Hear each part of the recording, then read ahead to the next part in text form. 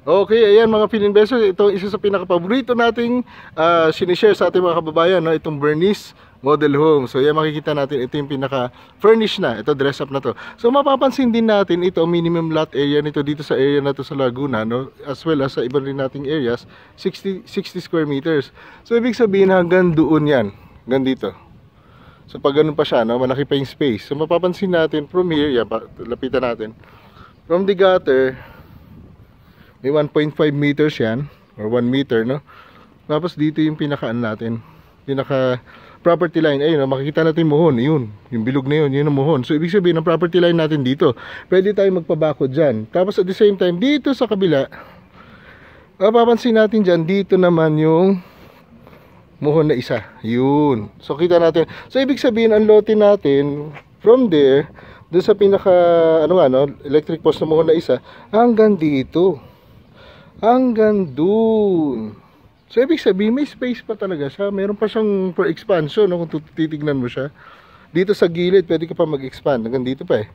Tapos pwede mo rin pataasan. So ngayon tingnan muna natin loob. So pasok tayo. Yan, so 1, 2, 3, 4, 5, 6, 7, 8. So mga more or less 8 to 9 steps bago makapasok. So maluwag pa talaga. Yan. Ito ang cute, oh. Tignan natin, oh. Ito yung sala. Ang cute na pagkakagawa. Pwede ito actually parang yung sofa bed kung gusto natin, kung marami tayong bisita. Tapos lagyan natin ng mga cabinets. Ganyan, no? Pwede rin mga closed cabinets, flat TV. Yung dining natin, dining area. Tapos dito ang cute nating parang kusina. Lagyan din natin ng ganitong cabinet. Ganda, oh. Tapos ito maganda.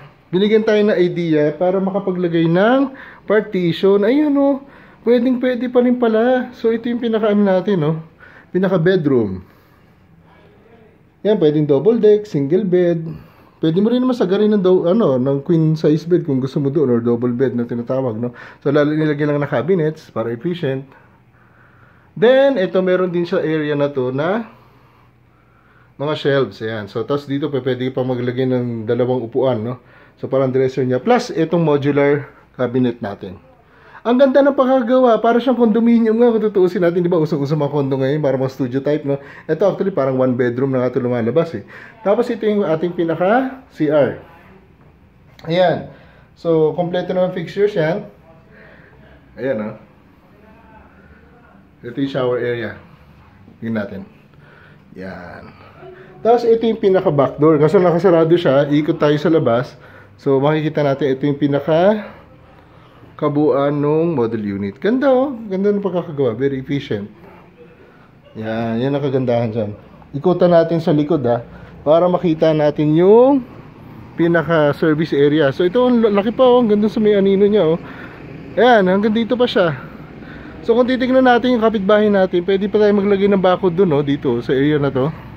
Pwede ka maglagay ng bakod dun. Tapos dito, gitna, pagigitnaan nyo, kasi may muhon naman yan. Ayun yung muhon, no. Kaya ang ganda eh, makikita mo meron siyang ayan, oh, hating-hati yan. So dito nga, pwede ka maglagay ng, ayan, kasama na to. Libre na yan. So meron tayong stainless sink. Tapos lalagyan mo lang yun ng cabinet kung gusto mo. Lagyan mo ng LPG. Dito ka na magluto, mas maganda dito ka magluto. Tapos lagyan na lang dito ng gripo. Kasi dun sa loob, ang maganda dun is yung parang pinaka-serving area na lang. So hanggang dito siya. Tingnan natin dito yung hangganan, ha. Yan. From here, gano'n, no? Tapos doon, hanggang dun sa harap. Kaya kung titignan nyo, ang laki pa ng space. Ang laki pa, oh. Sulit ito. Ang ganda nitong Bernice talaga, no? So yung lote natin is malaki pa. At pwede pang mag-extend pataas, pagilid. So napakaganda para sa affordable price. Sulit na sulit tayo dito mga Philinvestors, sa mga kumuha. Congratulations sa inyo lahat.